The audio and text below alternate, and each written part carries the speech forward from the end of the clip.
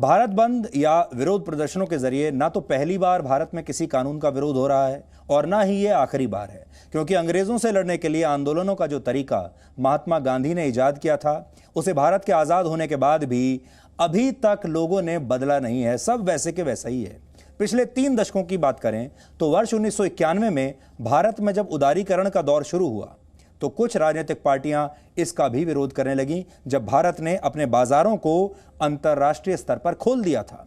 आपको याद होगा उस समय भी इसका विरोध हुआ था और आप जानते हैं कि उस फैसले से आज जब आप देखेंगे तो भारत को कितना फायदा हुआ। इसका मतलब विरोध गलत था। उस समय वामपंथी विचारधारा वाले देश के कम से कम 35 अर्थशास्त्रियों ने इसका विरोध किया था और कहा था कि आर्थिक उदारीकरण से अच्छा है कि भारत इंटरनेशनल मॉनेटरी फंड यानी IMF के सामने खुद को कंगाल घोषित कर दे।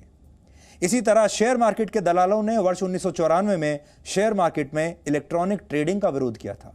इसी वर्ष भारत में प्राइवेट बैंकों को लाइसेंस मिलने की शुरुआत हुई थी और इसका भी कई यूनियंस ने तब जबरदस्त विरोध किया था। लेकिन आज आप में से बहुत सारे लोगों के इन्हीं प्राइवेट बैंक्स में खाते होंगे। 90 के दशक में ही जब भारत में फॉरेन डायरेक्ट इन्वेस्टमेंट यानी FDI की अनुमति दी गई तब राजनीतिक पार्टियों ने तब भी इसका विरोध किया था। हैरानी की बात यह है कि एक समय में बीजेपी भी FDI के विरोध में थी, लेकिन तब लोग ये कहा करते थे कि अगर FDI रिटेल में आ गया तो भारत का जो छोटा दुकानदार है, छोटा जो व्यवसायी है, वो हमेशा के लिए बर्बाद हो जाएगा, उसका क्या होगा। लेकिन आज आप देखते हैं सब कुछ ठीक है। GST के कानून बनने से पहले और बाद में भी कई राज्य सरकारें और यूनियन इसका विरोध करती रही। 90 के दशक में जब भारत में कंप्यूटर क्रांति की शुरुआत हुई थी तब भी बहुत सारी विपक्षी पार्टियां इसके पक्ष में नहीं थी। और आपको यह भी याद होगा कि VP सिंह जब रैलियां करते थे और रैलियों में वो लोगों से ये बताते थे कि बोफोर्स तोप का जो घोटाला हुआ है और जो पैसा जिस स्विस बैंक अकाउंट में गया है वो एक चिट निकालते थे अपनी जेब से और कहते थे इस चिट में उस बैंक अकाउंट, उस खाता नंबर, सारे डिटेल्स मेरे पास इस चिट में लिखे हैं। आप एक बार मुझे प्रधानमंत्री बना दो और उसके बाद मैं सारा पैसा यहां ले आऊंगा, सारे दोषियों को पकड़ लूंगा। ये VP सिंह कहते थे अपने तमाम उस आंदोलन के दौरान, विरोध प्रदर्शन के दौरान। और बोफोर्स तोप की वजह से राजीव गांधी का राजनीतिक करियर तब समाप्त हो गया था। लेकिन जब VP सिंह की सरकार आई तो कुछ नहीं हुआ। बोफोर्स तोप घोटाले में आज भी कुछ नहीं हुआ। आपको याद भी नहीं होगा कि क्या हुआ, लेकिन उस समय इसको लेकर बहुत आंदोलन हुआ था। रफाल लड़ाकू विमान खरीदे, उसका जबरदस्त विरोध हुआ। बालाकोट एयर स्ट्राइक की, उसका जबरदस्त विरोध हुआ, उसके सबूत मांगे। सर्जिकल स्ट्राइक की, उसका भी विरोध हुआ। अफजल गुरु को फांसी पर चढ़ा दिया, उसका भी विरोध हुआ। याकूब मेमन जैसे आतंकवादियों को फांसी दिए जाने का भी विरोध हुआ। सुप्रीम कोर्ट को आधी रात पे खुलवा लिया। हाल के दिनों में नए नागरिकता कानून का विरोध हुआ, NRC का विरोध हुआ। विरोध प्रदर्शनों का यह सिलसिला अब नए कृषि कानूनों तक पहुंच गया है और कुछ लोग, अब आपने देखा होगा जब नए संसद भवन के निर्माण का काम शुरू होने वाला है तो अब उसका भी विरोध कर रहे हैं और कह रहे हैं कि नया संसद भवन नहीं बनना चाहिए। बहुत संभव है कि अब अगला विरोध प्रदर्शन आपको कोरोना वायरस की वैक्सीन को लेकर दिखाई दे और राजनीतिक पार्टियां हो सकता है आने वाले दिनों में कोरोना वैक्सीन को लेकर भी जबरदस्त राजनीति करें और इसके खिलाफ भी एक नया आंदोलन छेड़ दें। यानी हमारे देश में आप कुछ भी कर लीजिए, आप सड़क बनाइए, डैम बनाइए, बिजली का कोई प्रोजेक्ट लगाइए, हवाई जहाज खरीदिए, तोप खरीदिए, नया कानून बनाइए, राजनीति एक ही चीज पर है कि हम इसे रोकेंगे। हर चीज रोकने पर, हर चीज बंद करने पर टिकी हुई है, शुरू करने पर नहीं टिकी है और यही सबसे बड़ी बात है। इन तमाम विरोध प्रदर्शनों से हासिल क्या होता है? 2011 में जन लोकपाल कानून को लेकर दिल्ली में कितना बड़ा आंदोलन हुआ था, आपको याद होगा। आज तक वैसा जन लोकपाल कानून आ ही नहीं पाया जिसकी मांग की गई थी। आंदोलन करने वाले अन्ना हजारे वापस अपने गांव लौट गए। आपको याद भी नहीं होगा अब क्या कर रहे हैं, लेकिन शायद उन्होंने भी कभी यह जानने की कोशिश नहीं की कि उसके बाद जन लोकपाल बिल का हुआ क्या। इस आंदोलन से आम आदमी पार्टी का भी जन्म हुआ और जो आंदोलन के दौरान वो आम आदमी पार्टी जो कांग्रेस का विरोध कर रही थी, इस पूरी व्यवस्था का विरोध कर रही थी, आगे चलकर उसने कांग्रेस के साथ मिलकर सरकार बना ली। बोफोर्स घोटाले का जमकर विरोध हुआ था, आज भी आप याद कर लीजिए। लेकिन इस घोटाले में राजीव गांधी की क्या भूमिका थी, इस बारे में आज भी देश को कुछ पता नहीं चला। भारत के लोगों को आंदोलन और विरोध प्रदर्शनों का अधिकार संविधान के अनुच्छेद 19 के तहत मिला है। संविधान का यही आर्टिकल लोगों को अभिव्यक्ति की आजादी का मूलभूत अधिकार भी देता है, लेकिन वो ये भी कहता है कि भारत एक सॉवरेन देश है, भारत को संप्रभुता की गारंटी देता है। उसका मतलब यह है कि भारत देश में भारत के कानून चलेंगे, चाहे आपको कोई भी विदेशी नेता अपने घर में बैठकर कितने भी बयान देता रहे, कितने भी ट्वीट करता रहे, बाहर दूसरे देशों में लोग कितने भी विरोध प्रदर्शन कर लें, यूएन में कितना भी मुद्दा उठ जाए और विदेशी सांसद कितने भी वक्तव्य दे दें, लेकिन भारत में कानून भारत का ही चलेगा। राजनीतिक पार्टियों के लिए यह आंदोलन इंस्टेंट क्रांति का एक दिखावा करने के लिए एक मंच बन जाते हैं, क्योंकि सबको इंस्टेंट क्रांति का शौक है और आंदोलनों के नाम पर विनाशकारी राजनीति होने लगती है, जबकि होना ठीक विपरीत चाहिए।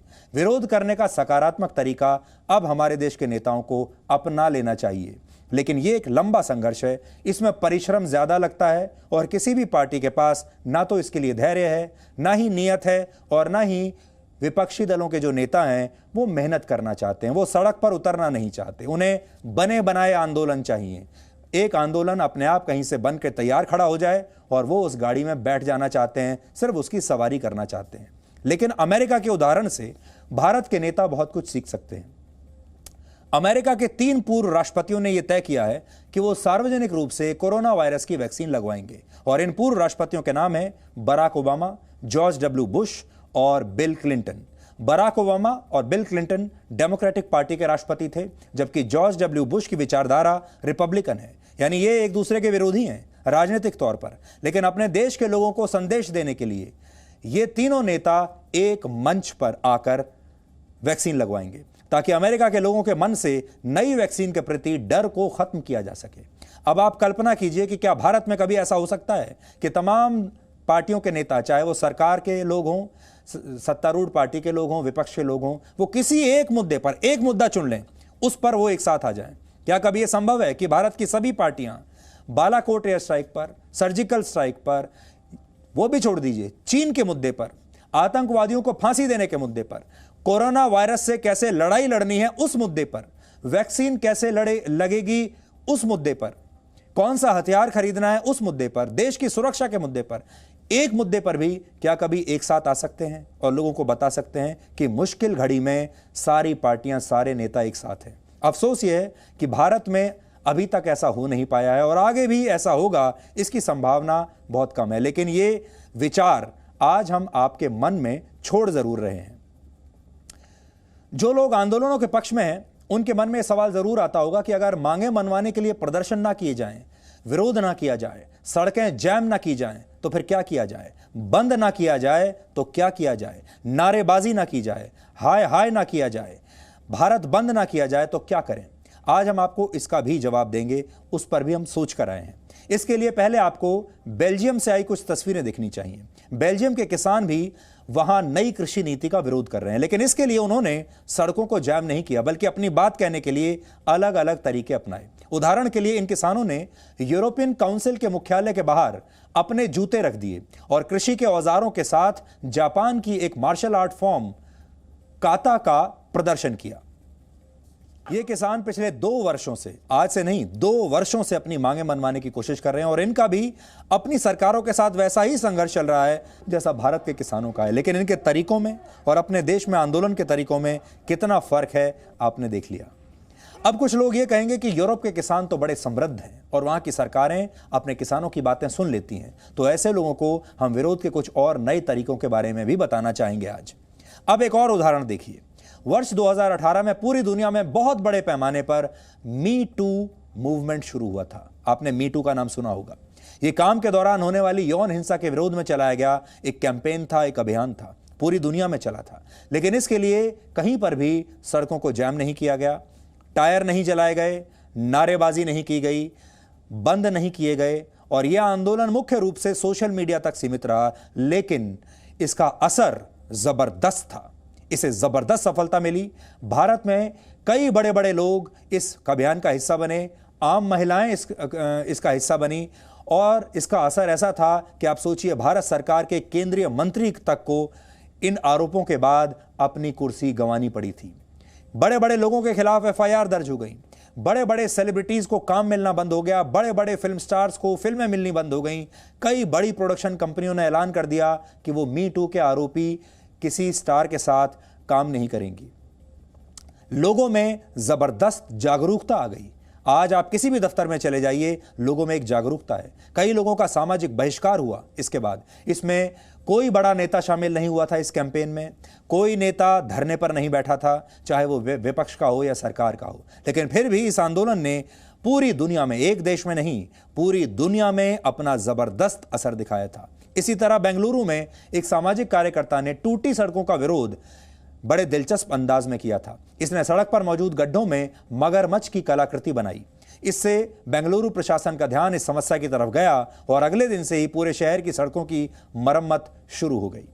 आप इसे आंदोलन का वर्जन 2.0 कह सकते हैं, जो सड़कों पर नहीं बल्कि सोशल मीडिया पर होता है, आपके फोन के, स्मार्टफोन के स्क्रीन पर होता है, आपके टीवी के स्क्रीन पर होता है, आपके घर में जो भी डिवाइस आप यूज कर रहे हैं वहां पर होता है। लेकिन हमारे देश के राजनेताओं को शायद इसमें कोई दिलचस्पी नहीं, क्योंकि हमारे देश में अगर कोई नेता सड़कों पर उतरने के लिए 100 लोगों की भीड़ भी जमा कर लेता है तो लोग उसे बड़ा नेता कहने लगते हैं। हमारे देश के नेता दो चीजों से बड़े आकर्षित होते हैं। एक तो उन्हें भीड़ लंबी चौड़ी चाहिए, नारेबाजी चाहिए, अपने लिए जिंदाबाद का नारा चाहिए, विरोधी के लिए मुर्दाबाद का नारा चाहिए। हमारे नेताओं को यह बड़ा आकर्षित करता है और एक बड़ा नेता बनने के लिए भीड़ को बहुत जरूरी माना जाता है। दूसरी बड़ी बात हमारे नेताओं को जो आकर्षित करती है वो है विरोध प्रदर्शन, आंदोलन। कौन सी पार्टी कितनी बसों को फूंक सकती है, कौन सी पार्टी कितने बाजारों को बंद करा सकती है, कितने दफ्तरों को बंद करा सकती है, कितने शहरों को जला सकती है, इससे पता चलता है उस पार्टी की पकड़ कितनी है। 73 वर्षों के दौरान करीब 54 वर्षों तक कांग्रेस या कांग्रेस के समर्थन से चलने वाली सरकारों ने भारत पर राज किया। जाहिर है ज्यादातर आंदोलन और विरोध प्रदर्शन भी कांग्रेस के खिलाफ ही हुए, लेकिन क्या कांग्रेस कभी पूरी तरह खत्म हो पाई?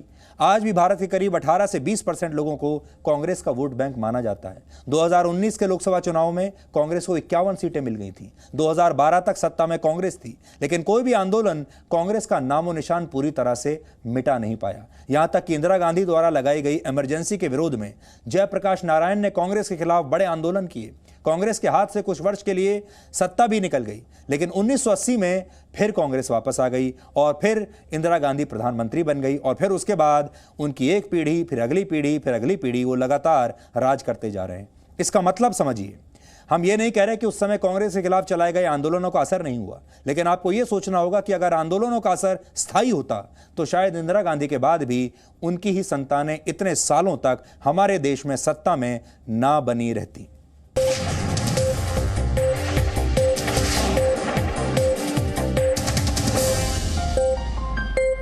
Presenting V News app, available on Google Play and App Store. Download it now.